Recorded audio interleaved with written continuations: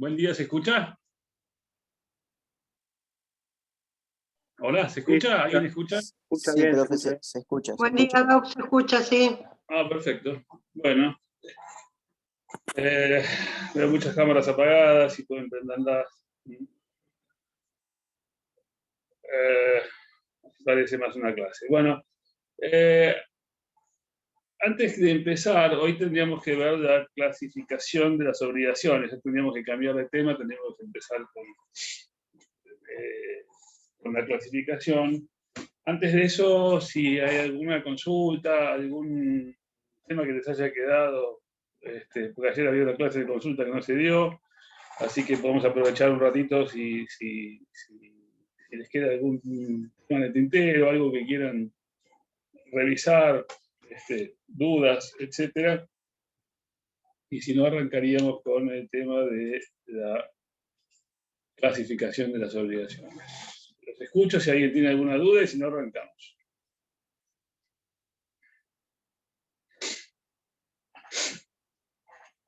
Bueno, vamos a ver un tema nuevo ahora, que es la clasificación de las obligaciones. Vamos a ver caso por caso de qué se va tratando o de qué se trata cada una de estos diversos tipos de obligaciones, ¿no es cierto? En el programa les pide un tipo de clasificación. Esas clasificaciones pueden ser a gusto del autor, ¿no es cierto? Muchas veces, ¿no? En este caso, bueno, el programa pide un tipo de clasificación. En definitiva, son más o menos las mismas. El tema es cómo las quieras clasificar, ¿cierto? Puedes clasificar por el vínculo, por el objeto, por la causa, por los sujetos, por la causa fuente, por el tiempo de cumplimiento, por las modalidades. Tienes un montón de formas de clasificarlas. Vamos a seguir un poco lo que pide el programa, que es, bueno, por el tiempo de cumplimiento, empieza diciendo de ejecución inmediata y diferida, y de ejecución única y permanente, ¿no es cierto? La ejecución inmediata y diferida de una obligación, o inmediata o diferida, inmediata es que la prestación se cumple en un solo momento, y además en el momento en que generalmente son las obligaciones llamadas de ejecución inmediata, o se usa como sinónimo las puras y simples, que yo ya les dije la otra vez que para muchos autores no son exactamente lo mismo, para otros son sinónimos, ¿cierto? Hay autores que entienden que no son exactamente lo mismo, porque hay obligaciones que pueden ser de ejecución inmediata y al mismo tiempo ser modales, como el caso de la obligación con cargo, ¿no es cierto? Y diferida cuando está diferido en el tiempo el cumplimiento de la obligación. En muchos casos puede ser a plazo, por ejemplo. Y después de ejecución única y permanente, bueno, es que la obligación puede ser de ejecución única, es decir, se cumple en un solo instante, y también puede ser permanente en el sentido de que se está cumpliendo todo, constantemente durante el tiempo. Por ejemplo, una locación genera obligaciones de ejecución permanente, ¿no es cierto? Por ejemplo, de garantizar al locatario el uso y goce de la cosa es una obligación de ejecución permanente.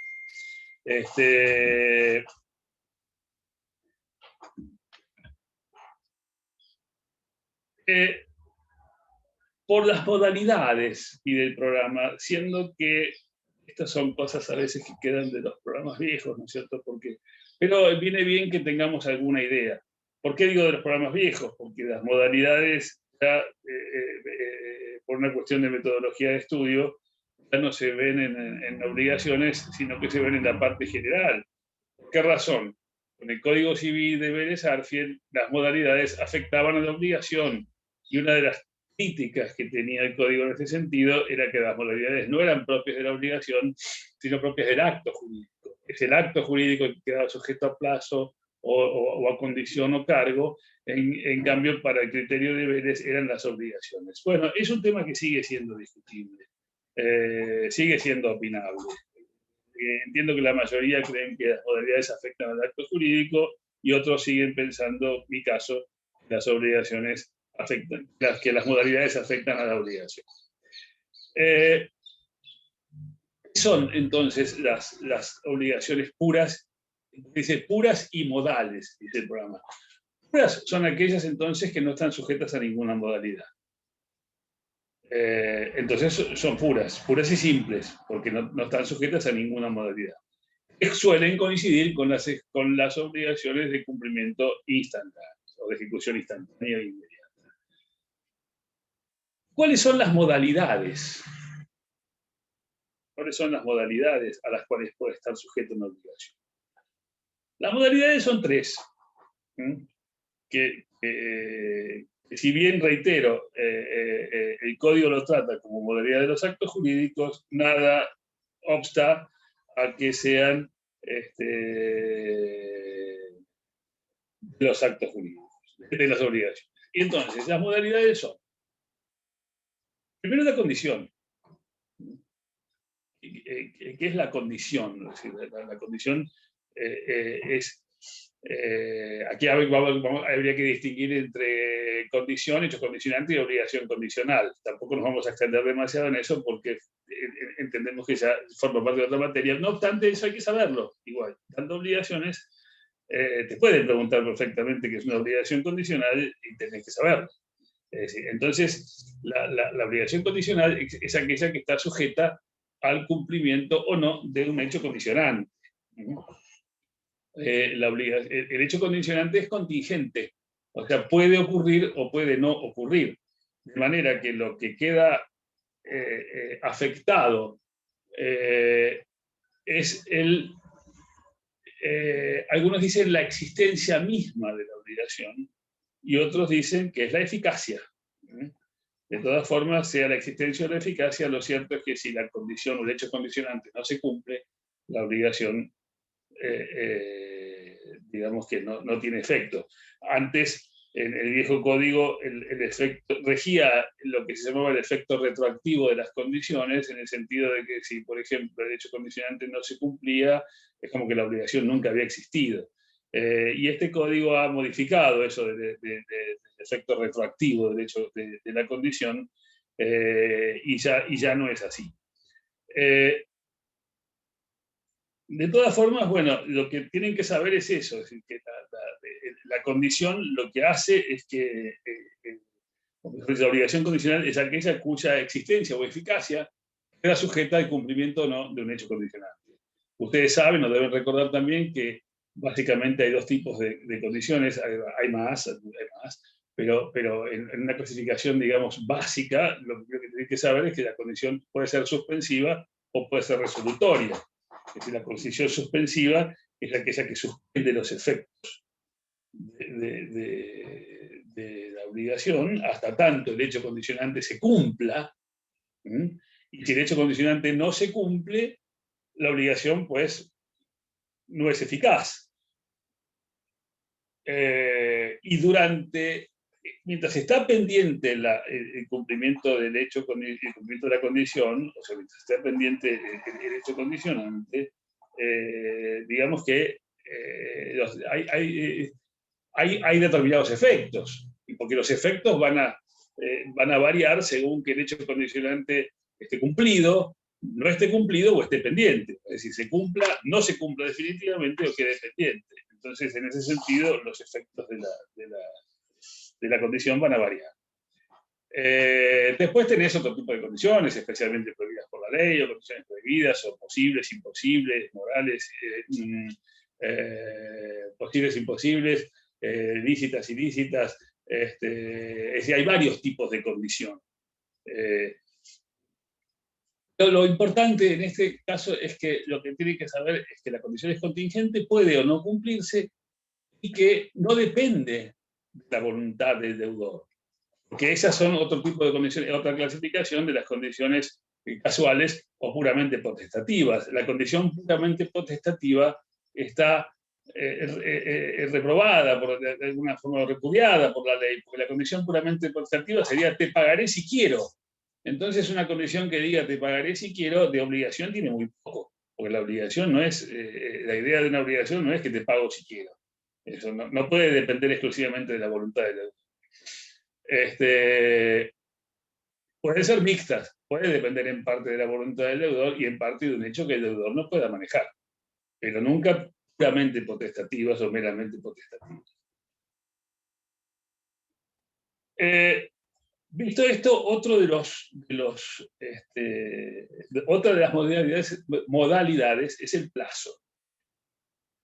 El plazo que en esta materia, si bien no se estudia, reitero, como modalidad, pero sí lo van a ver en mora, o ya lo vieron, y lo vieron en pago también. O sea, el plazo es un tema sumamente importante. Y el plazo también es una modalidad. El plazo también es una modalidad. Es decir, ¿por qué? Porque obsta a que la obligación sea pura y simple, es decir, obsta a la exigibilidad inmediata. Es decir, la obligación deja de ser pura y simple justamente porque está afectada a un plazo. Y también hay el plazo, a diferencia de la condición, no es contingente, el plazo va a ocurrir. La condición puede o no ocurrir, en cambio el plazo siempre va a ocurrir. Lo que puede estar en duda es si el plazo es cierto o incierto. En ese caso, el plazo cierto es aquel que tiene fecha o día, mes y año de vencimiento, y el plazo incierto es aquel cuyo vencimiento está sujeto al aquecimiento de un hecho que tampoco depende generalmente de la voluntad del deudor. Es decir, un hecho que se sabe que va a ocurrir, pero no se sabe cuándo, y siempre hemos utilizado el ejemplo de la muerte de una persona determinada, que efectivamente va a ocurrir en un determinado momento, y muchos plazos a veces están sujetos a eso, por ejemplo, el contrato del uso de renta vitalicia, etc. Entonces, el plazo, que a diferencia del viejo código que beneficiaba a ambas partes, el plazo está puesto en el nuevo código en beneficio del deudor, que puede, desde luego, pagar antes del plazo, pero no puede reclamar quitas, ¿no es cierto?, de intereses. Porque tiene la facultad de pagar antes del plazo, pero no puede reclamar mejoras o ventajas en ese sentido. Bueno, a diferencia de la condición, el plazo siempre existe, siempre va a ocurrir. Puede que se sepa en qué momento va a ocurrir, o puede que no se sepa desde el inicio, pero en algún momento definitivamente el plazo va a vencer. Y la otra modalidad es el cargo. El cargo, a diferencia del plazo y la condición, el cargo es coercible. La condición y el plazo no. La condición y el plazo no son coercibles, es decir, no son exigibles, porque no dependen de la voluntad del deudor. En cambio, el cargo o modo, sí, porque el cargo o modo es una obligación que tiene el deudor. La condición no es una obligación, el plazo tampoco. Pero el cargo sí. El cargo es una obligación que tiene que cumplir el deudor. Por eso es coercible, por eso es exigible. Ahora, el cargo también puede ser condicional o no. ¿Qué diferencia hay entre que el cargo sea condicional o sea cargo simple? El cargo simple es simplemente ejecutable. Es decir, el acreedor puede obligar al deudor a que cumpla el cargo, a que ejecute el cargo, a que cumpla esa obligación. Pero nada más. Pero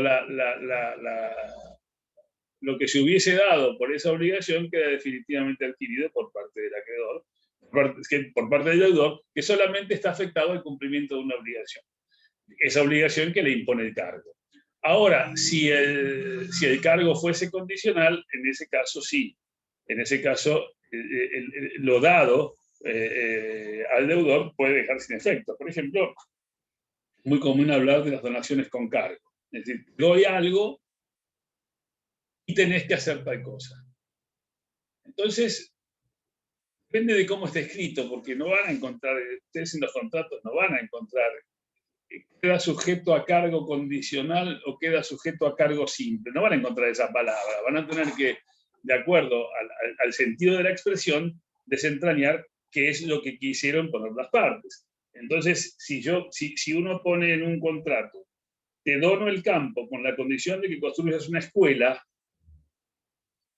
es decir, técnicamente no es una condición, es un cargo condicional. ¿Por qué razón? Porque si yo te digo, te dono el campo con la condición de que construyas una escuela, significa que si vos no construís la escuela, yo te puedo revocar la donación por incumplimiento del cargo.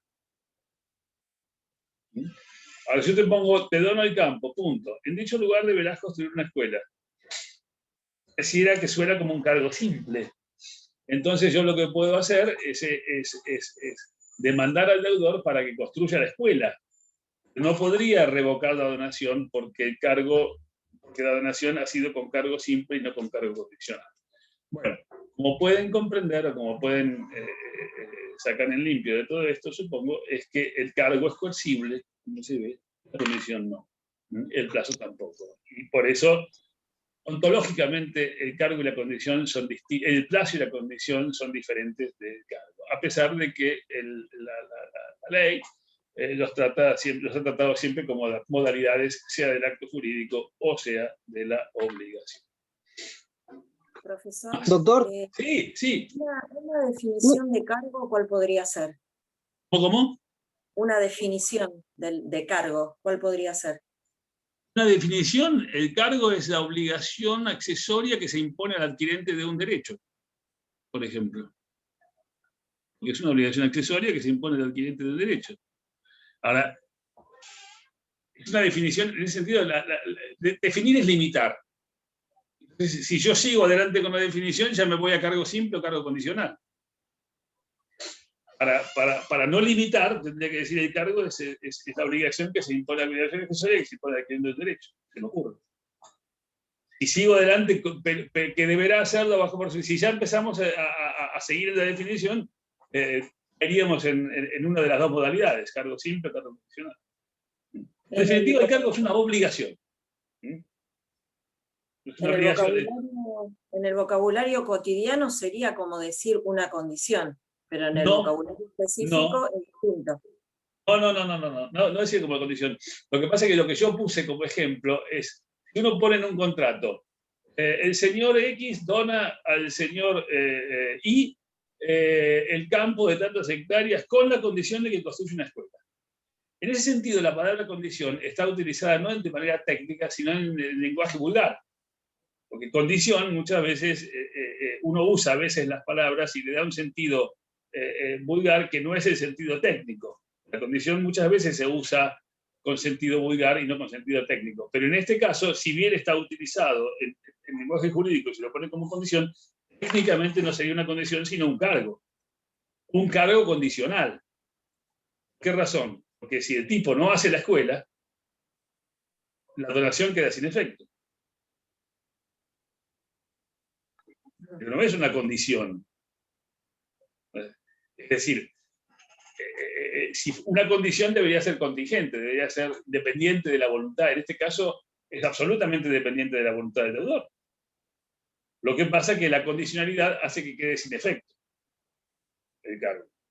O sea, quede sin efecto la obligación principal, el cumplimiento del cargo. Doctor. Perdón, Sí. otra consulta le quería. El cargo simple. No ¿Cómo? termino de entenderlo. El cargo simple, que no se revoca el derecho adquirido, No, digamos. el cargo simple, vos lo que tenés derecho, si el cargo no es condicional, si es simple, lo que vos tenés derecho es a exigir al deudor el cumplimiento. Pero no se revoca la obligación principal. No queda sin efecto la obligación principal. Vos lo único que podés exigir es el cumplimiento. Y si no se cumple, que se hace un proceso Y si de no se daño. cumple, y tendrás que seguir todas las acciones, las vías legales. Podés embargar el bien, lo podés subastar, podés embargar de otros bienes, es decir, podés hacerlo ejecutar por otra cosa del deudor, tenés todas esas opciones. Lo que no podés es ir para atrás con la obligación porque el cargo no era condicional, era simple. Es decir, lo adquirido está definitivamente adquirido. Más allá de que después se lo pueda subastar. ¿Se entiende? Perfecto, gracias. Sí, Bien. perfecto. Perfecto. Profesor, cuando habló de condición suspensiva y resolutoria, Sí. un ejemplo de resolutoria, ¿cuál podría ser? Un ejemplo de condición resolutoria puede ser, te doy tanto, o te doy el automóvil, por ejemplo, bajo la condición resolutoria de que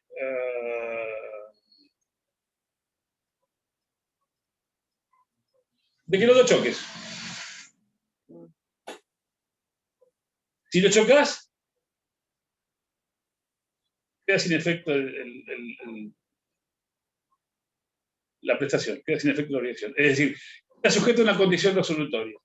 Si tenés un accidente con el auto, me lo tenés que devolver.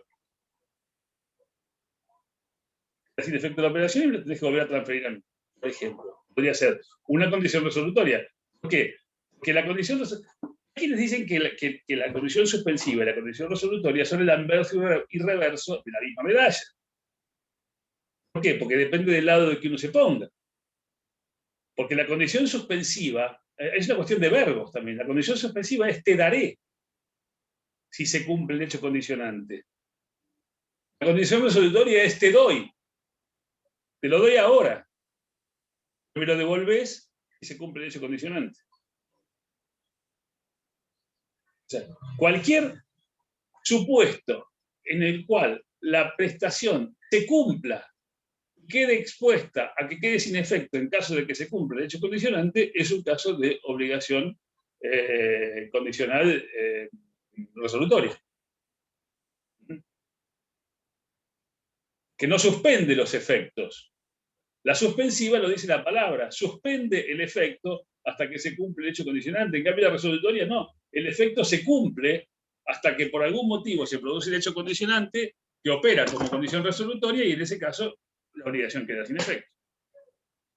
Lo que pasa es que el código viejo decía que las condiciones eran retroactivas y eso generaba una serie de despelotes infernales, porque, por ejemplo, yo te doy algo que va a quedar sin efecto en caso de que choques el auto. Y todo lo que pasó en el medio, y los derechos de terceros, y todas las situaciones que pueden haberse generado en el medio, el derecho no puede hacer como que no existen. Y que eso es lo que pasaba con el efecto retroactivo de las condiciones. No existen, pero existen. La realidad es que pasaron. Entonces ese código eso lo modificó. Gracias. No, de nada. Bueno, seguimos. La prestación. La clasificación de las obligaciones puede ser de dar, hacer o no hacer. Esta posiblemente sea la clasificación más importante de las obligaciones porque tiene que ver con el objeto. Fundamentalmente tiene que ver con el objeto. La obligación puede ser de dar, en cuyo caso es dar alguna cosa, que puede ser cosas ciertas. Ahí vas a tener una distinción entre que la obligación de dar puede ser una obligación de dar una cosa cierta, o pueden ser las obligaciones de género o las obligaciones de cantidad. O mejor dicho, las de sumas de dinero. Las de cantidad están incluidas en las de género. Entonces, antes había una clasificación más larga en el Código Civil de Vélez. Hoy podríamos hacer 3 clases: las de dar cosa cierta, obligación de género y todas sus subespecies, y obligaciones de dar sumas de dinero. Eso, las obligaciones de dar sumas de dinero son las de mayor indeterminación. ¿Por qué razón? Uno dice, no, pero si vos sabés exactamente qué cantidad de plata me tenés que dar. Sí, fenómeno, pero la indeterminación se da en cuanto al billete. No, el billete no es el mismo, no son los mismos billetes los que uno entrega cuando cumple la obligación. Todo esto además está quedando cada vez más, está cayendo en obsolescencia, porque cada pocos años se calcula que no hablamos de dinero físico, el dinero será simplemente electrónico. Es decir, muchas de estas cosas que nosotros estamos viendo acá, de alguna manera se están modificando y a pasos agigantados. Sobre todo lo que van a estudiar cuando estudian obligaciones de dar sumas de dinero, qué es el dinero, y qué es la moneda metálica, y qué es la moneda de papel, y todo este tipo de cosas. Bueno, eso está cambiando. Por ejemplo, el tema de los cheques. Hay países donde ya prácticamente el cheque no existe. Y ha sido sustituido por las transferencias electrónicas, etc. Y el dinero es cada vez más electrónico. O sea que eso también está cambiando muchos paradigmas en el mundo. Los cambios de realidad necesariamente los tiene que cambiar en el mundo del derecho. En definitiva, la prestación puede ser de dar, puede ser entregar una cosa cierta, puede ser una obligación de género, y en este caso tienen diferentes maneras de ser tratadas, porque ¿no? Los principios que rigen una obligación, los principios son los mismos, pero cambian mucho si la obligación es de género o la obligación es de dar una cosa cierta. Por ejemplo, la posibilidad de alegar el incumplimiento o la imposibilidad de cumplimiento. En una obligación de género, la imposibilidad de cumplimiento no camina, no es posible, porque el género no perece. En cambio, la obligación de dar cosas ciertas sí. Bueno, eso lo vamos a ver después. Lo cierto es que la obligación de dar, bueno, se trata de entregar algo, y la obligación se cumple entregando el objeto debido al acreedor. En cambio, las obligaciones de hacer suponen una actividad. La obligación de hacer supone una actividad, y esa actividad puede ser ejecutar una obra o prestar un servicio. Y eso lo van a ver en profundidad ya cuando lo vean, sobre todo en contratos. Acá van a ver algo cuando veamos otra clasificación que no está en este criterio de clasificación, que es una clasificación muy importante, y que es la diferencia entre obligaciones de medios y obligaciones de resultado. Las obligaciones de dar son siempre de resultado. Siempre son de resultado, porque el deudor garantiza al acreedor el cumplimiento de la obligación. Si la obligación es de resultado, la obligación es de dar, tiene que entregar esa cosa, y solamente se libera acreditando el caso fortuito, la extinción de la cosa, o la pérdida de la cosa, la imposibilidad sobreviniente, obviamente sin culpa del deudor, porque si tuviese culpa, en ese caso la obligación no se extingue, sino que muta su objeto y pasa a ser obligación de reparar los daños y perjuicios. Bueno, seguimos con el tema de las obligaciones de hacer. Las obligaciones de hacer consisten en realizar una obra o prestar un servicio. Las obligaciones de hacer, en principio, pueden ser también de resultado o pueden ser de medios, ¿no es cierto? Depende del tipo de obligación de que se trate.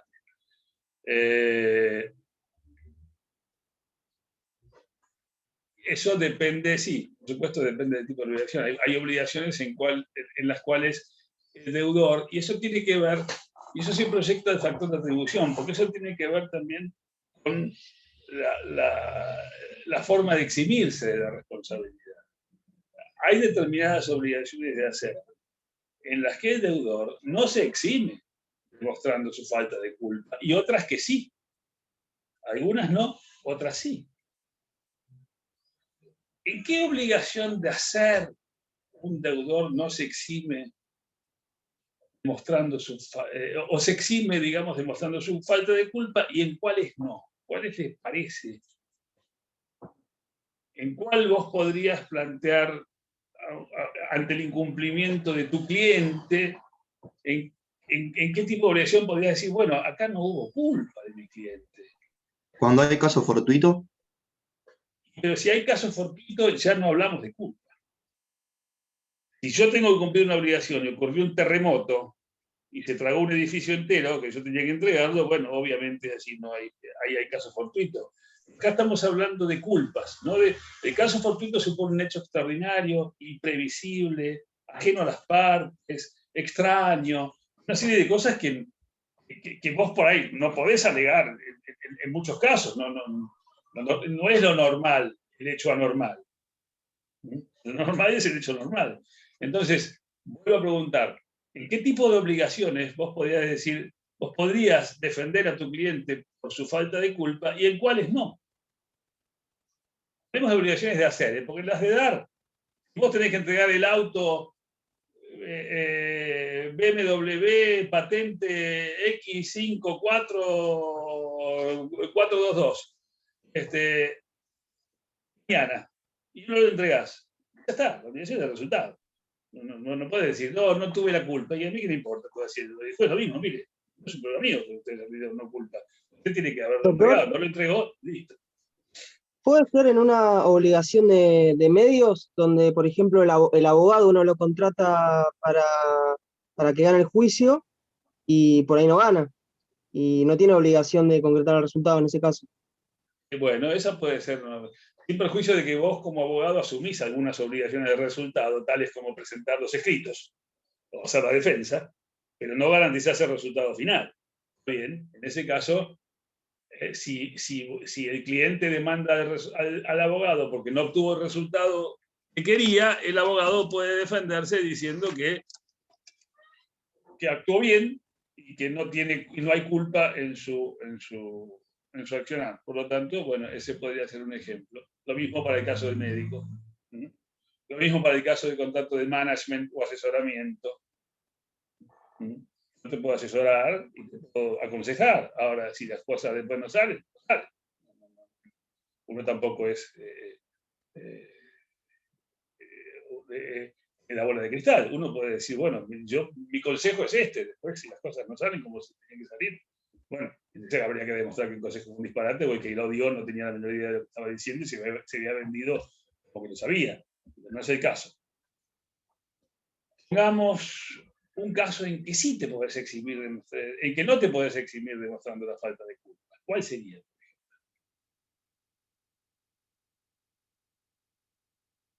¿En qué caso vos tenés que hacer algo y si no lo hiciste? Cuando me obligo a construir una casa, por ejemplo. Cuando me obligo a construir una casa. Claro, exactamente. O a pintar una pared. No puedes decir, no, mirá, es que se enfermó mi mamá, o que... No. Son simples excusas. Vos, para eximirte de responsabilidad en ese caso, tenés que demostrar el caso fortuito. Tenés que un hecho extraordinario que te impide cumplir. Es decir, la no culpa no te exime de responsabilidad. Y las obligaciones de no hacer importan un tolerar o una abstención. Abstengo puede consistir en que me abstengo de hacer determinada cosa o que tolero que otro haga algo sin que yo, teniendo derecho en principio a oponerme, no lo hago. Que si no tengo derecho a oponerme no es una obligación de no hacer, sino que es un deber jurídico general de respetar las acciones de los otros. La obligación de no hacer es justamente algo que yo dispongo por contrato, que me comprometo a no hacerlo. Por ejemplo, te vendo a vos un kiosco y me comprometo a no ponerte uno igual en la misma manzana. Entonces yo podría poner un kiosco en la misma manzana. Lo que pasa es que me comprometí, porque te vendí a vos el kiosco, me comprometí en no poner otro igual en un plazo determinado. Bueno, si violo la obligación, esa obligación es, me abstengo de realizar lo que podría realizar. La otra obligación de no hacer podría ser tolerar. Tolero que vos hagas algo determinado, que a lo que yo me podría oponer, yo te lo dejo hacer. Por ejemplo, bueno, 1000 ejemplos. Puede haber para el caso de que uno tolera la acción del vecino y se compromete a no obstaculizarlo, ¿no es cierto? Por ejemplo.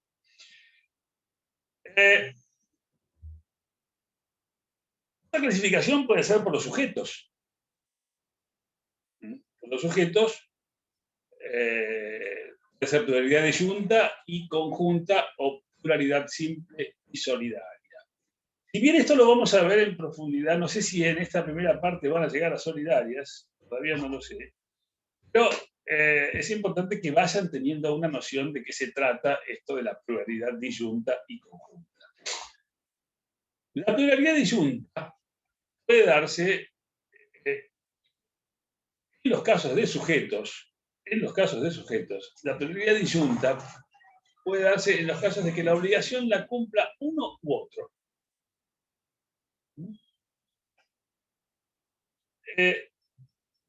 Digamos que podría tranquilamente celebrarse una obligación donde el acreedor queda satisfecho con el cumplimiento de la obligación, ya sea que ese cumplimiento lo haga Juan o lo haga Pedro. Y ese lo puede exigir a cualquiera de los dos en forma indistinta. Y cualquiera de los dos que cumple la obligación queda cumplida. Si cumple la prestación, queda cumplida la obligación. La pluralidad conjunta es que, por ejemplo, puede darse el caso de que todos tienen que cumplirla, o cualquiera de ellos puede ser reclamado, puede ser para cualquiera de ellos en base a diversas reglas que tienen que ver con la mancomunación. La mancomunación tiene que ver con la obligación, viene de la obligación mano común. Y esto se da cuando hay varios sujetos en la en uno de los grupos. Hay varios sujetos en el grupo acreedor o puede haber varios sujetos en el grupo deudor o en los dos. Puede darse perfectamente que dos deudores o dos personas sean acreedoras de otras dos en base a la misma obligación o relacionadas con la misma obligación. Entonces, hay que ver esa pluralidad, cómo afecta a las partes. Primero, esa pluralidad los puede afectar por razón de la prestación o puede afectarlos por razón del vínculo. ¿Cómo sería que los afecte en razón de la prestación? Y eso nos lleva al tema de las obligaciones divisibles e indivisibles. El principio general es el fraccionamiento. El principio general es que todas las obligaciones son divisibles, salvo por el número de acreedores o deudores o por la naturaleza de la cosa, la obligación sea indivisible. Por ejemplo, si dos deudores deben una vaca, la prestación es indivisible. ¿Por qué razón? Uno puede decir, bueno, no, uno puede entregar las patas y otro puede entregar la cabeza, matamos la vaca y cada uno entrega una parte. No, porque si matamos la vaca, la obligación, digamos que la cosa deja de ser lo que era, de su sustancia. Entonces la obligación es divisible en relación al objeto en la medida en que si vos haces la división, no se altera la sustancia. Si se altera la sustancia, no se puede hacer la división. Ahora, si dos deudores deben a un acreedor dos vacas, entonces sí podría ser la obligación indivisible, podría ser divisible porque cada uno de ellos entrega una vaca al acreedor y en ese caso cada uno cumple con su parte. O sea, el principio general es el fraccionamiento, salvo que materialmente no se pueda. Nuestro derecho no autoriza la indivisibilidad intelectual, como sí lo autoriza, por ejemplo, el derecho francés, que para lo que criticaba Beres-Alfri, que decía que los franceses confundían contrato y dominio, porque el dominio sí puede haber indivisibilidad intelectual. ¿Por qué razón? Y porque dos personas pueden ser dueñas de una misma cosa. De hecho, es uno de los derechos reales de uso y goce. Atrás del dominio viene el condominio, es decir, cuando dos personas o más son dueñas de una misma cosa. En ese sentido, hay indivisibilidad intelectual. ¿Por qué? Porque dos personas pueden ser dueñas de un automóvil. Por supuesto que para entregarlo no es que uno sea dueño de los asientos y otro dueño del volante. Los dos son dueños de todo, de una parte ideal. Lo que no pueden hacer esas personas es cumplir la obligación en forma divisible. Porque, o sea, la indivisibilidad sí puede afectar a la divisibilidad intelectual, puede afectar al dominio, pero no puede afectar a la obligación. Al dominio sí, porque digamos que, como les dije, 2 o 3 o 4 o 5 personas pueden ser dueños de una casa, de un auto, etc. Y son dueños de una parte ideal, no de un pedazo material del vehículo o de la casa. En cambio, en la obligación, la divisibilidad intelectual es mucho más difícil de sostener, porque no podés entregar una parte de la cosa, tenés que entregar todo, si la cosa no es divisible. Y la mancomunación también puede ser simple o solidaria. En este caso, la obligación no es indivisible, sino que debe ser cumplida por entero, pero por otras razones. Cuando tenés varios deudores, o varios acreedores, pero usemos el caso del ejemplo del deudor, porque el ejemplo del acreedor es raro, sobre todo en el tema de la solidaridad. Es más, no hay solidaridad activa legal, no hay ningún caso de solidaridad activa legal, siempre la solidaridad activa es por contrato. Entonces, la solidaridad implica que todos los deudores están obligados a entregar el todo. Solo se liberan de la obligación si cumplen la totalidad de la misma. ¿Por qué se da esta situación? ¿Y por qué lo dice la ley o por contrato? ¿Para qué sirve la solidaridad, entonces? Y fundamentalmente para asegurar los cobros de los créditos. Es mucho más fácil para un acreedor poder cobrar de la totalidad de la deuda a cualquiera de los deudores que tener que cobrársela uno por uno. Ahora, la regla también es la mancomunación simple. Si varios deudores están obligados a entregar una cosa, una cosa divisible, por supuesto, porque si no, caería en la indivisibilidad. Si varios están obligados a cumplir una prestación a favor del acreedor y nada se ha dicho, por ejemplo, pongamos un ejemplo fácil. 5 personas están obligadas a entregarles 1.000 pesos al acreedor, ¿no es cierto? Y supongamos que también dentro del grupo interno, esto es por partes iguales, porque el grupo interno puede determinar también partes desiguales. Supongamos que es por partes iguales. Yo soy el acreedor, 5 tipos me deben 1.000 pesos. ¿Qué puedo reclamar a cada uno de ellos? 200 pesos. O sea, cada obligación se rige como si fueran obligaciones diferentes e independientes entre sí. Eso es el efecto de la mancomunación simple. Si yo estoy obligado junto con otros 4 a pagar 1.000 pesos a un acreedor, pero nada se ha dicho, yo cumplo mi obligación entregándole 200 y yo quedo liberado de mi deuda. Y el acreedor que siga los 800 que le faltan contra cada uno de los otros deudores. Ahora, si la obligación es solidaria, significa que todos los acreedores, todos los deudores están obligados a pagar 1.000 pesos al acreedor. Ahora, ¿todos tienen que pagar de 1.000 pesos o cuando el acreedor cobró 1.000 pesos la obligación ya está cumplida? ¿Qué les parece? Le puede cobrar a cualquiera. Pero si te cobraron a vos, ¿me pueden volver a cobrar a mí después? ¿Otros 1.000 pesos? No, lo importante es que se paguen los 1.000. Hacer los reclamos al resto. Exactamente. Después vienen las relaciones en el grupo interno. Si vos pagaste la totalidad de la deuda, decís, bueno, che, los que me deben ahora son ustedes 4. Y vas a cada uno por los 200 pesos que le corresponde a cada uno. ¿No es cierto? Bueno, y la solidaridad también puede ser legal, es decir, la solidaridad pasiva puede ser legal o puede ser voluntaria.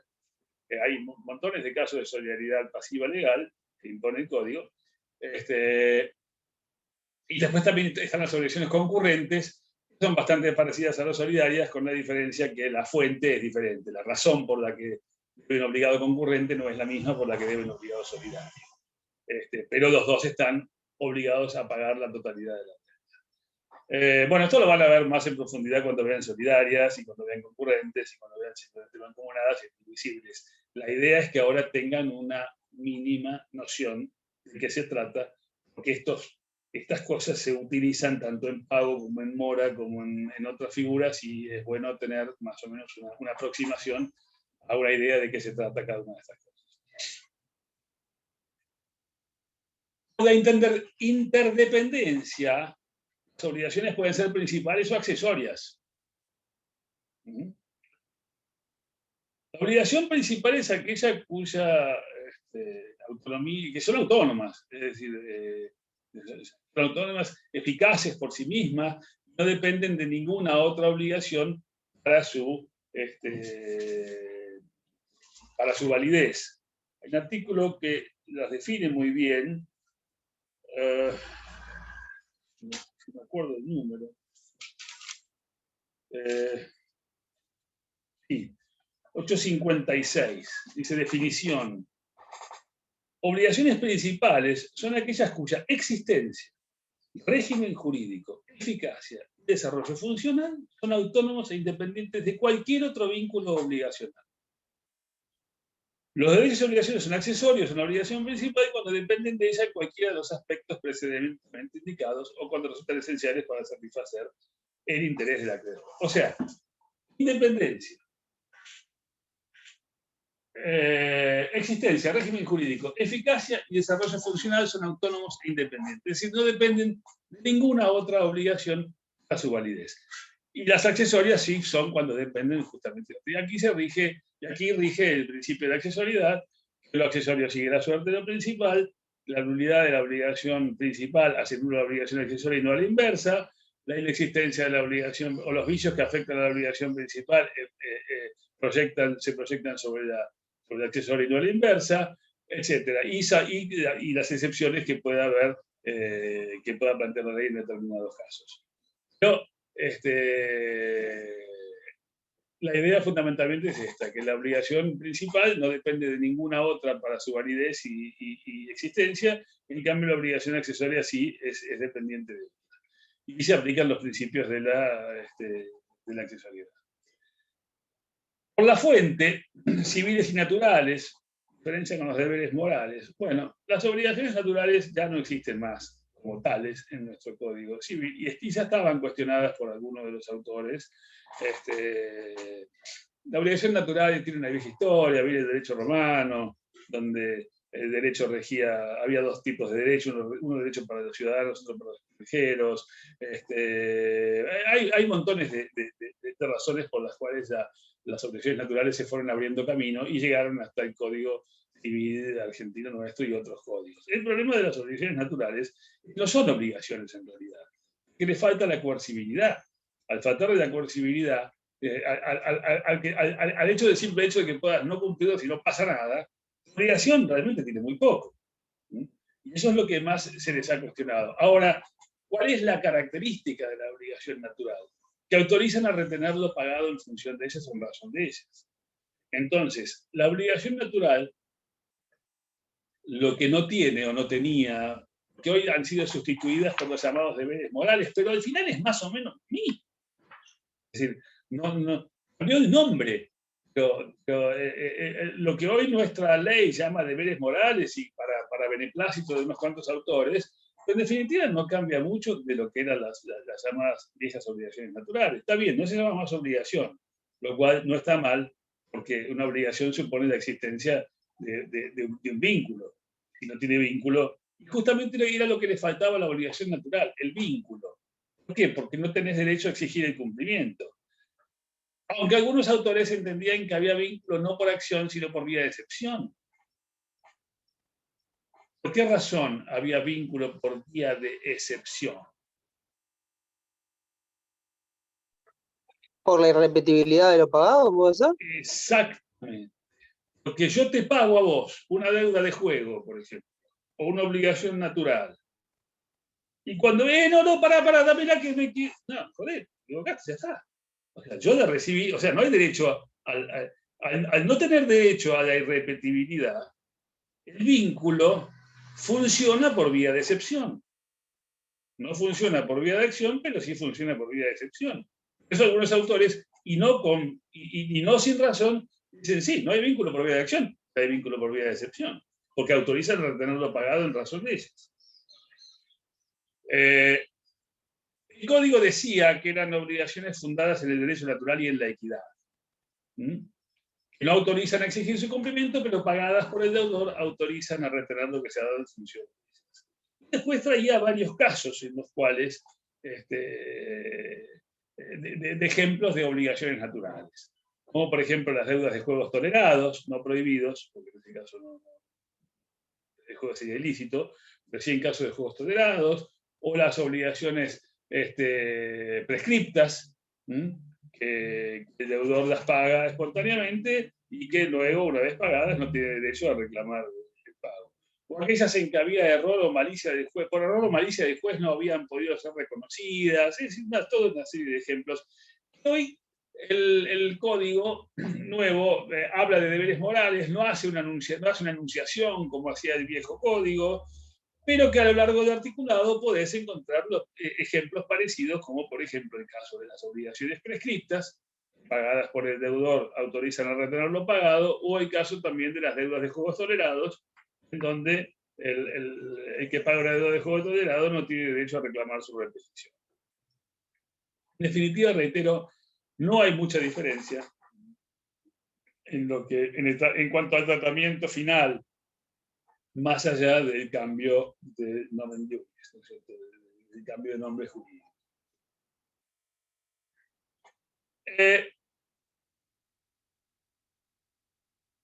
Dentro de esta clasificación que hemos visto así muy por arriba, lo primero que se va a analizar por una cuestión metodológica son las obligaciones de dar cosas. Y van a tener la charla de hoy, la de mañana y posiblemente la del próximo martes también con los mismos temas, que son obligaciones de dar cosas.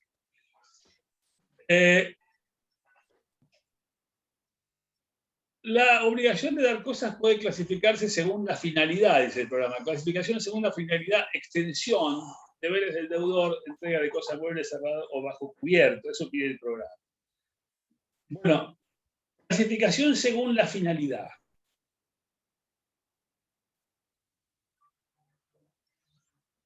Las obligaciones de dar cosas pueden ser las obligaciones de dar cosas ciertas. Primero puede ser de dar cosas, puede ser obligaciones de dar cosas ciertas, de dar cosas, de obligaciones de género, que lo van a ver más adelante, o obligaciones de cantidad. Las obligaciones de dar cosas ciertas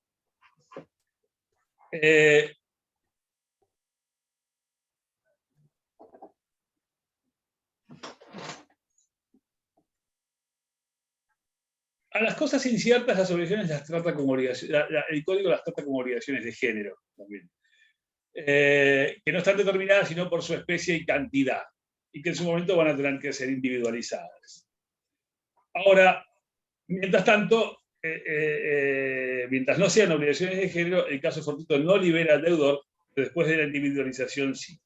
Ahora, las obligaciones de dar cosas ciertas pueden tener diversa finalidad. Las obligaciones de dar cosas ciertas pueden ser para constituir derechos reales.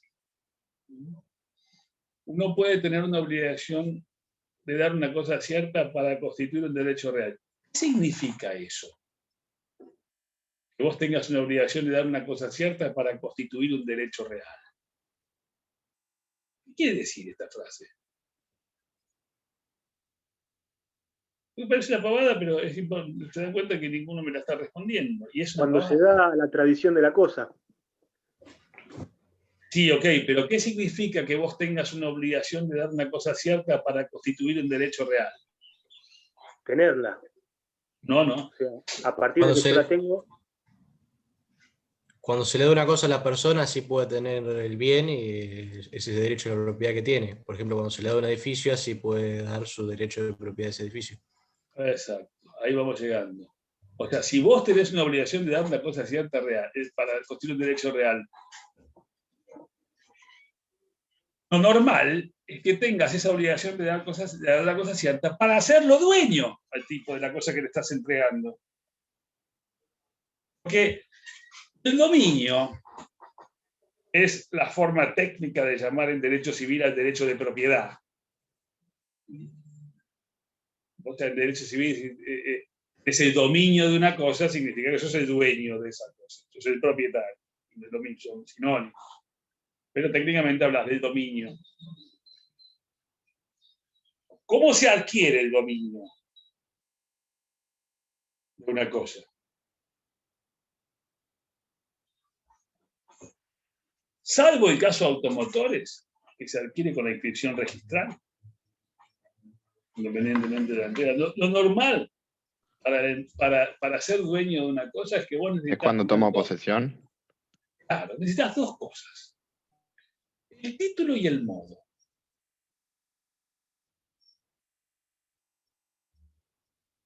El modo, en general, y lo que estamos analizando nosotros, pues puede haber otros modos, como especificación, abolición, etcétera,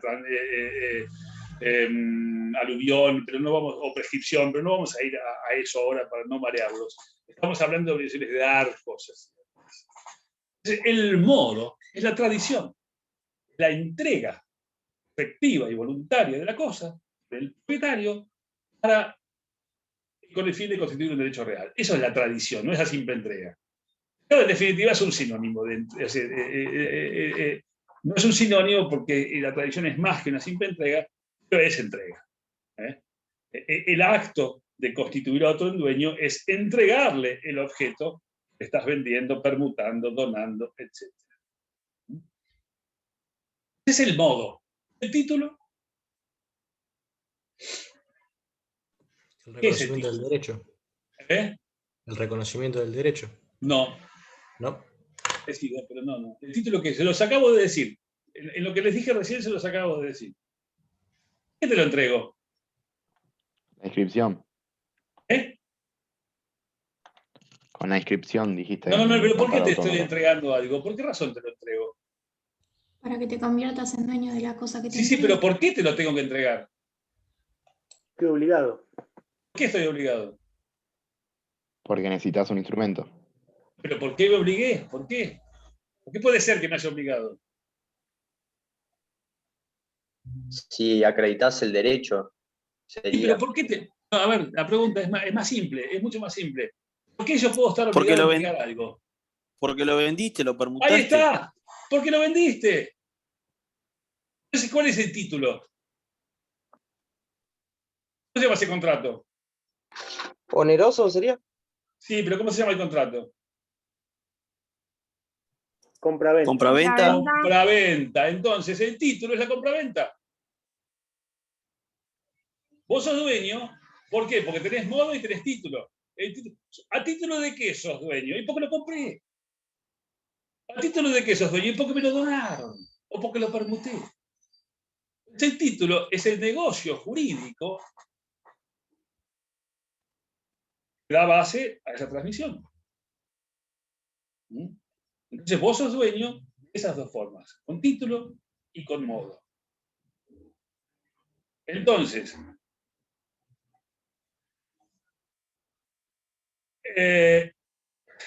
no sé dónde estaba en el programa. La obligación de hacer, las obligaciones de dar para constituir derechos reales son estas. Después las van a ver más en profundidad, seguramente mañana, porque no llegamos. Y ahí vamos a ver más en profundidad los distintos sistemas de transmisión de distintos países, o cómo operan automotores y cómo operan inmuebles en Argentina, etc. Pero acá lo importante es la idea de que para la obligación de dar una cosa cierta para constituir un derecho real, es la obligación de dar esa cosa cierta para ser dueño al otro de la cosa que le deja entregar. Para convertirlo en dueño. Ya decía Gatti que es una investidura de poder del Travelers al Accipiens. Es una investidura de poder. Le estás investiéndolo de un poder sobre una cosa al transformarlo en dueño. Porque el que te transforma en dueño es el que te entrega la cosa. Esa es la forma en que vos te transformas en dueño. La obligación también puede ser de dar cosas ciertas para restituir a su dueño. Una cosa que ha sido, está obligado a entregar a otro, no para constituirlo en dueño, sino porque el otro ya es dueño. Entonces puede ser también para constituir a su dueño. O para transferir el uso o para transferir la tenencia. En definitiva, esos son los casos de la clasificación de las obligaciones de dar cosas ciertas. Son siempre, reitero, de resultado. Los deberes del deudor que pide el programa, que están en los artículos 746 y 747, son tratados como efectos, pero en realidad no dejan de ser deberes del deudor, deberes accesorios del deudor. Siempre el 746 dice que el deudor de una cosa cierta está obligado a conservarla en el mismo estado en que se encontraba. ¿Cuándo? Cuando contrajo la obligación. Y la tiene que entregar con todos sus accesorios, aunque momentáneamente hayan sido separados de ella. O sea, el deudor tiene que entregar la cosa en el mismo estado, porque el comprador generalmente compra lo que está viendo. Entonces, el deudor debe entregar la cosa en el mismo estado en que se encontraba en el momento en que se celebró la obligación.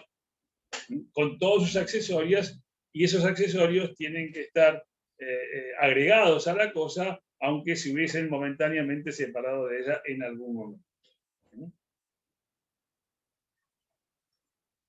Después el 747 dice que cualquiera de las partes tiene derecho a requerir la inspección de la cosa entregada. ¿En qué momento? En el momento de la entrega. Si cualquiera de las partes tiene derecho a pedir a inspeccionar la cosa que le van a entregar. ¿Por qué? Porque si recibe la cosa sin hacer ninguna reserva, hace presumir que no hay vicios aparentes y que la calidad de la cosa que se recibió es la pactada, que es adecuada a lo que tenía que ser. Eso sin perjuicio de la obligación de saneamiento que pueda venir después, que es un tema que van a ver más en contrato, ¿cierto? Pero acá lo que el artículo te lleva a distinguir es entre vicios ocultos y vicios aparentes. ¿no? Los vicios ocultos son aquellos que no están a simple vista. Y la ley tiene un régimen diferente para los vicios aparentes que para los vicios ocultos. Es decir, si vos recibís la cosa y tenía vicios que eran aparentes, o sea, estaban a la vista, y no hiciste ninguna observación, ni ningún planteo, ni hubo obstáculo alguno, se entiende que la recibiste a satisfacción. Por eso tenés el derecho de pedir la inspección de la cosa que te están entregando. Vos tenés derecho a inspeccionarla y la recibís. Si la recibís en el estado en que se encuentra. Y si no pataleás en el momento, no podés patalear después. Ahora, muy distinto es el régimen cuando se trata de vicios ocultos. En caso de vicios ocultos, sí tenés derecho al pataleo en un tiempo determinado, un tiempo bastante corto, en el cual creo que el plazo que tenés para reclamar, porque es un plazo de prescripción cortos, nace al momento en que dichos vicios se hacen manifiestos, en que vos advertís la existencia de esos vicios. Recién a partir de ahí empieza a correr el plazo para reclamar por los vicios ocultos que tiene la cosa.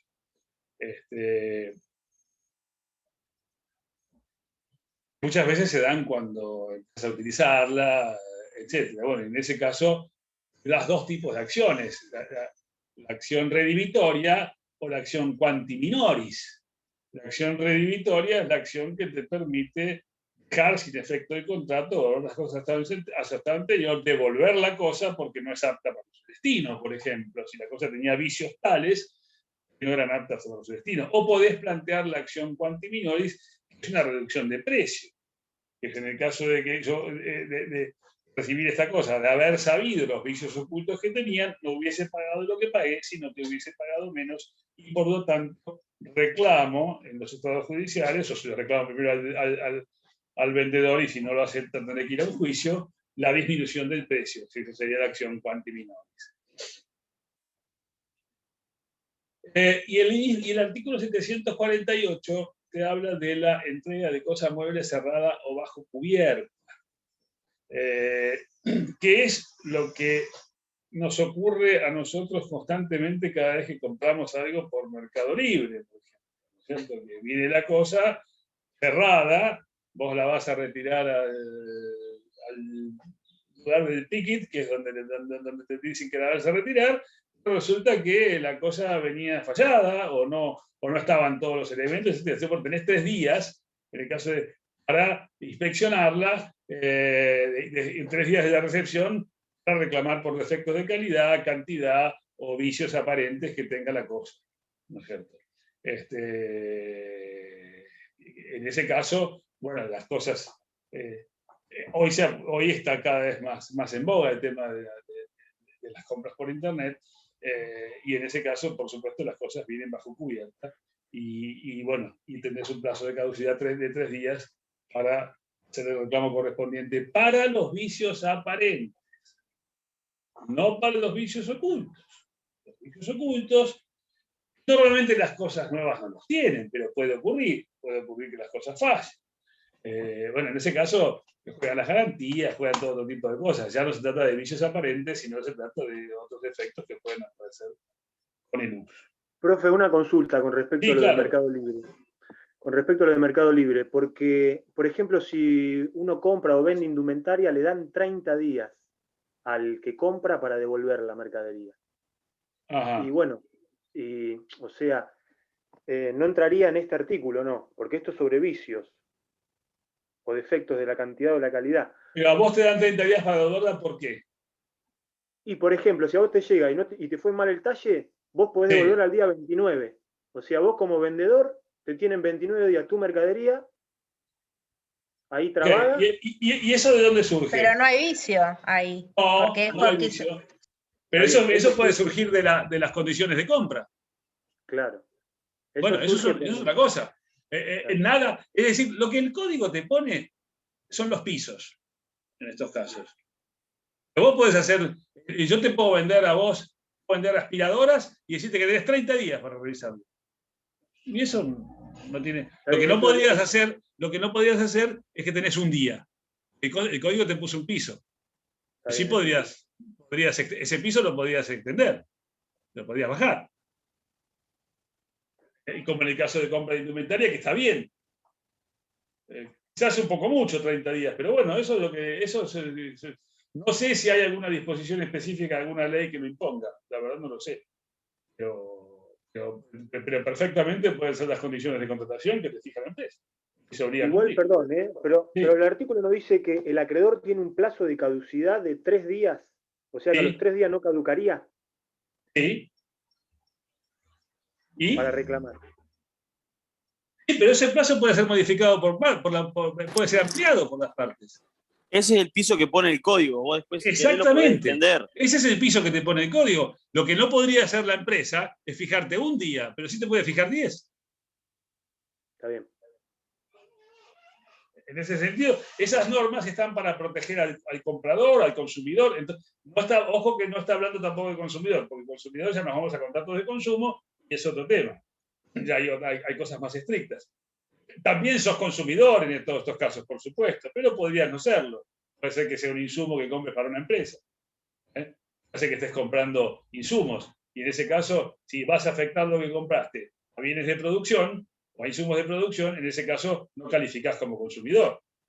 Igual la ley te dice que tenés 3 días para ver, por eso no es para los consumidores, es para todos.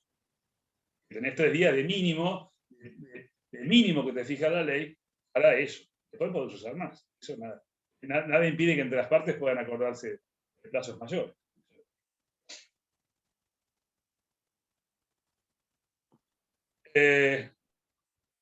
¿Alguna otra duda? Habría que entrar en el tema que ya es de mañana, que es el tema de obligaciones de dar cosas ciertas para transferir derechos reales.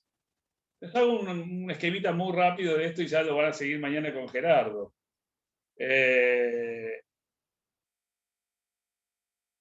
Básicamente, en obligaciones de dar cosas ciertas para transferir derechos reales, el programa te pide sistemas de transmisión, la tradición, conceptos, críticas, sistema romano, francés y alemán.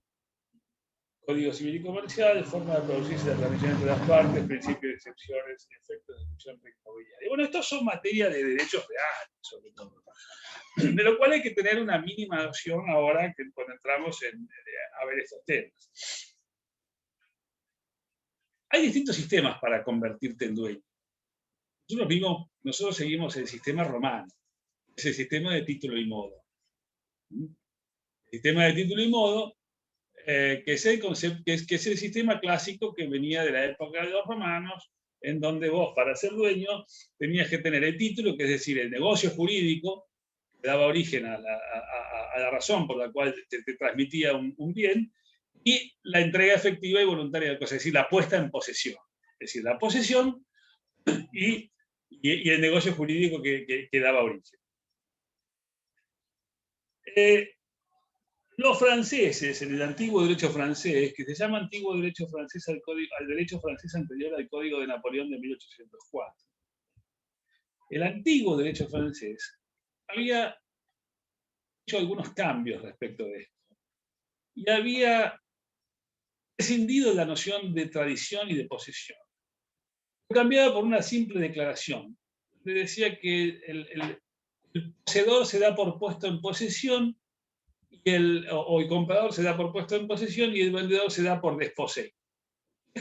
Sin que existiera el acto material de la entrega de la cosa, como sí existía en la época de los romanos, donde además en la época de los romanos el acto material que viene desde esa época era un acto bastante formal, al punto que era una especie de acto público, donde se iba a un lugar público y donde iban testigos, donde se llevaba una balanza, donde se hacía a plena luz del día en las plazas o lugares públicos. ¿Para qué? ¿Con qué razón? ¿Con qué fundamento?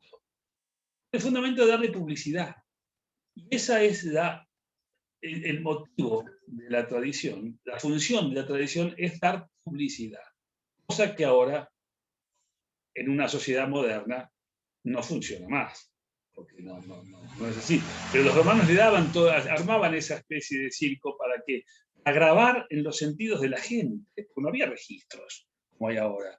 Entonces, ¿qué hacían? Era grabar en los sentidos de la gente que se había operado una determinada transmisión o una determinada operación. Entonces la gente sabía que la casa era de Pedro, porque todos habían visto el momento en que Pedro la había comprado, por ejemplo. Entonces, bueno, los franceses del antiguo derecho francés dejan sin efecto la tradición, pues se dan cuenta que ya no cumplía las funciones en sociedades un poco más evolucionadas, ya no cumplía la función que cumplía, siendo que Roma era una sociedad muy evolucionada, pero ya no cumplía la función que efectivamente cumplía. Hasta que se crean en distintos lugares del mundo, se van creando cada vez con más asiduidad los registros a determinados tipos de bienes. Entonces, los bienes, pasa a haber una clasificación de los bienes que hoy es absolutamente trascendente en nuestro derecho, bueno, el derecho moderno, que son los bienes registrables o bienes no registrables. Porque ahora lo que importa es en general, en muchos casos, lo que importa es la registración del bien, porque nombre de quién está el bien, ¿cómo sabes a nombre de quién está o de quién es un bien determinado? Y porque lo que hace los efectos que antes cumplía la tradición, que era el efecto de publicidad, hoy ese efecto de publicidad lo tienen los registros públicos, sea el registro del automotor, el registro de la propiedad inmueble, cualquier otro registro que sirva para que la gente, el común de las personas, pueda conocer efectivamente quién es el dueño de una determinada cosa. Inclusive para oponer a terceros la calidad de dueño.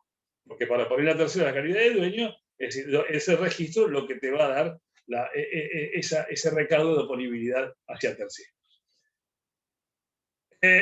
Y dentro de estos sistemas registrales, como lo van a ver ya más en detalle mañana posiblemente, hay dos que tienen que meterse en la cabeza que hay dos sistemas registrales que básicamente con elevado grado de abstracción hay dos sistemas diferentes de registración.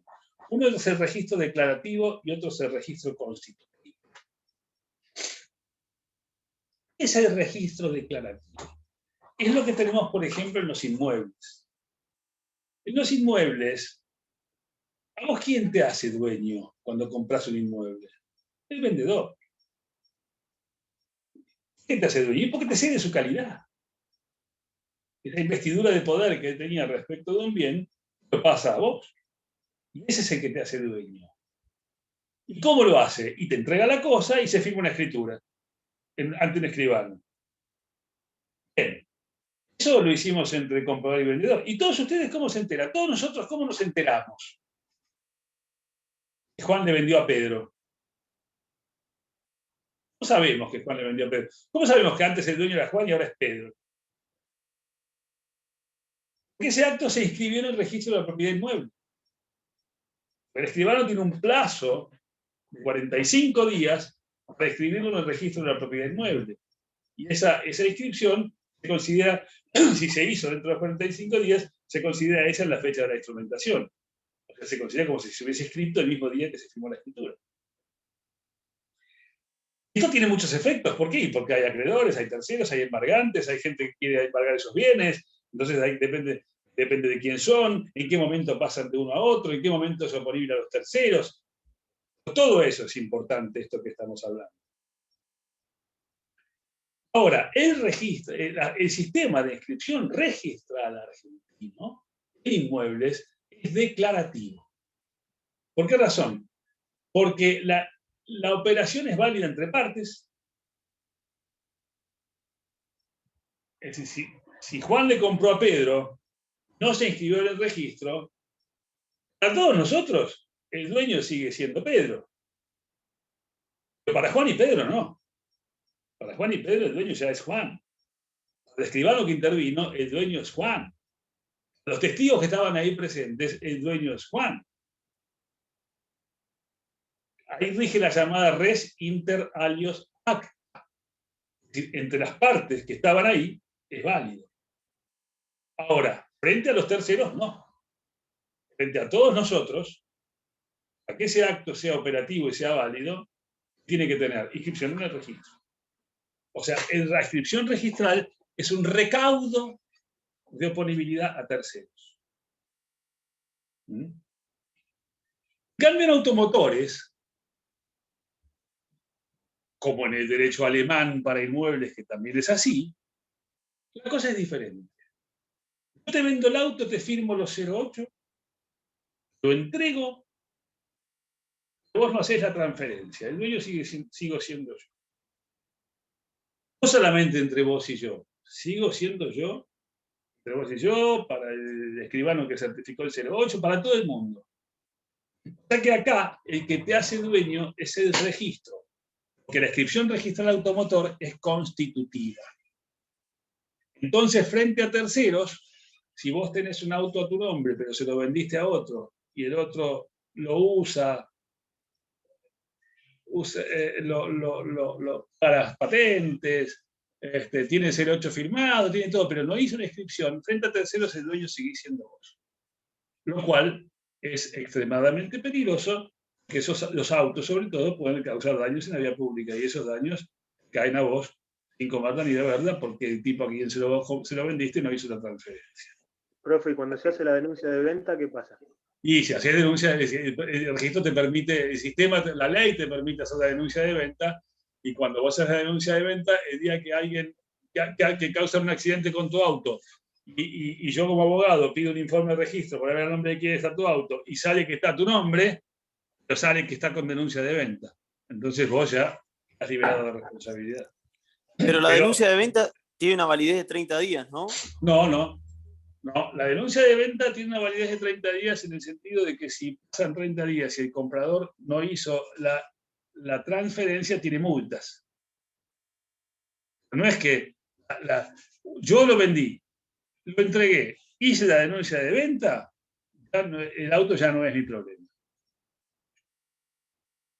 Si causan daño con ese auto, no es mi problema porque va a saltar en el registro, hubo denuncia de venta. Si hubo denuncia de venta, todo lo que hagan con ese auto no me lo pueden achacar a mí. Si vas a mantener el problema, esto lo sabe poca gente, no lo sabe mucho, pero realmente lo saben los que ya tienen el problema encima, es que vos haces la denuncia de venta, pero las patentes siguen llegando a tu nombre. Y los embargos fiscales te los comes vos. Lo cual se sugiere, si estás en esa situación, además de hacer la denuncia de venta, estando ARBA te toma la denuncia fiscal de venta con el formulario de denuncia de venta hecho ante el registro si no tenés deuda. Entonces, el momento que transferís el auto, que seguramente están las patentes al día, porque el comprador te lo compra con patentes al día, además de hacer la denuncia de venta, anda a ARBA y mete la denuncia también en la denuncia de venta fiscal, para que no te facturen más las patentes a vos. Porque un día te embargan la cuenta de banco y vos no sabes por qué, por un auto que vendiste hace 2 años. Es otro tema, no es un tema civil, es un tema fiscal, pero ya que estamos y que veo que hay interesados en el tema, se los comento. Pero bueno, fundamentalmente para lo que sirve la denuncia de venta, lo más importante de todos para liberarte de la responsabilidad civil. Perdón, profe, porque estaba interesante el tema. O sea que aún sin hacer la transferencia, yo puedo hacer la denuncia de venta y la denuncia de venta en ARBA también. La denuncia de venta fiscal. Bien. Tenés que ir rápido para que no se sigan acumulando patentes, porque el tipo dejó de pagar la patente y si vos querés la denuncia de venta fiscal, tenés que pagarle la patente al tipo que le vendiste el auto. Claro. Y ahí ya me desligo de todo. Y ahí te desligas de todo. Bien. Eso es totalmente aconsejable hacerlo. Hay fallos que te liberan igual de responsabilidad civil en el caso de accidentes. Pero bueno, es un tema discutible. Ahora había un fallo de corte que el año 19 que no te libera. No, corte no, pero Cámara Nacional, etcétera, que no te libera. Que vos decís, teniendo a disposición el vendedor el mecanismo de la denuncia de venta y no lo hizo, y bueno, ahora aguántese el juicio. ¿Y no se puede retrasar la entrega de la cosa hasta tanto no se haga la transferencia? No se puede, ¿no? No puedo hacer lo que quieras, por supuesto. Es más, de hecho, lo aconsejable es entrego el auto en el registro. Cuando hicimos la entrega, cuando hicimos Claro, es lo más lógico. Y sí. Vos no querés que un auto ande circulando en la calle a tu nombre, hacer la transferencia y después lo entregás. Lo que pasa es que generalmente no te lo aceptan. Los usos y costumbres acá es que vos entregás el auto, entregás los 08, entregás todo, y después el tipo se va con todo y el va y se ocupa de hacer la transferencia. ¿Cuántos hay que no la hacen por no gastar plata, por no pagar el impuesto, por lo que fuese? Y siguen usando el auto a tu nombre. Eso la ley, ese tema de usos y costumbres, la ley, que ya es una ley bastante vieja, da la posibilidad de hacer la denuncia de venta. De esta forma, sacás el problema encima. Y claro, por ahí hay comprador que te dice, no me hagas la denuncia si no pago la multa. Y bueno, es 30 días. No sé. No, pero profe, por ejemplo, hay un ejemplo clásico, ¿no? El otro día se había perdido la patente, entonces tuve que hacer la patente de vuelta y te dan una tarjeta verde nueva. Y esa tarjeta verde que está vigente la puede usar cualquier persona. Sí. Si viene alguien que me quiere comprar el auto y lo va a tener poco tiempo porque sabe que, no sé, en un año se va a España, ¿para qué quiere hacer la transferencia? Entonces, hago la denuncia de venta, hago la denuncia fiscal en ARBA y no tiene que hacer la transferencia y puede circular legalmente. Bueno, él que haga lo que quiera, pero vos te sacaste el problema encima. Claro, pero quiero decir, él también estaría circulando de forma legal. Sí, es que él está circulando de forma legal, porque inclusive hasta podría tener una tarjeta azul. Y de hecho no tiene tarjeta azul, tiene tarjeta verde, no pasa nada y sigue andando y anda por... ¿Cuántos autos hay andando por la vida acá en este país, por todos lados, que no tienen tarjeta, que lo único que tiene es una tarjeta verde y nada más, a nombre de otra persona, y no pasa nada? Bueno, pero ahí si te agarra tránsito están sujetos a infracciones. Sí, por supuesto. Pero, muchas veces eso no pasa. Bueno, sí, estamos de acuerdo. Vos no podés circular con un auto si la tarjeta está vencida, tiene 2 años de validez. Pero durante esos 2 años, es como decís vos, hiciste una tarjeta verde nueva y el tipo anda con tu tarjeta durante 2 años. Y en esos 2 años puede ser un desparramo. Y mientras tanto, el responsable sos vos si no hiciste la denuncia de venta. Claro. Bueno, todo esto lo van a ver mañana en más detalle. Lo que significan los efectos de descripción inmobiliaria, los efectos entre las partes, etc. Así que, bueno, los dejo y nos veremos la semana próxima. ¿Alguna otra duda, alguna cosa que les quede para... ¿Puede explicar, profesor, la modalidad del parcial, por favor? No, la modalidad del parcial, teníamos la idea de hacerlo presencial, pero como viene de la mano, me parece que ya no. Así que será examen, será un examen escrito, y en aquellos casos en que tengamos dudas, puede ser que lo llamemos a dar un oral o a dar algunas explicaciones. Puede ser que eso, no un oral completo, pero sí, bueno, tengo dudas, no sé si está para aprobar o no está para aprobar. Bueno, en ese caso quizás nos reservaremos el derecho de llamar a algunos de ustedes a que puedan reforzar los puntos que no están bien, o que están dudosos, o que tenemos dudas de la calificación. Si no hay duda, no. Si no hay duda, está aprobado o desaprobado. Preferiría tomar oral, pero no sé si vamos a poder, si es materialmente posible. Mucha gente, ¿no? El sistema para hacerlo por videollamadas es muy largo. Y bueno, nada, tendremos que diseñar un examen como los que venimos haciendo. Ustedes preocúpense por saber. El parcial todo lo que puedan. Después de la forma, el parcial es una preocupación nuestra, de cómo lo armamos. Siempre tratamos de hacer lo mejor, más ecuánime posible, y ni que sea fácil ni difícil, es decir, que sea lo que tiene que ser, que demuestre que ustedes están en condiciones de seguir adelante. Nada más. Bueno, si no hay más consultas, nos vemos la semana próxima, el próximo viernes, ¿sí? Chao, profe. Gracias. Bueno, chao.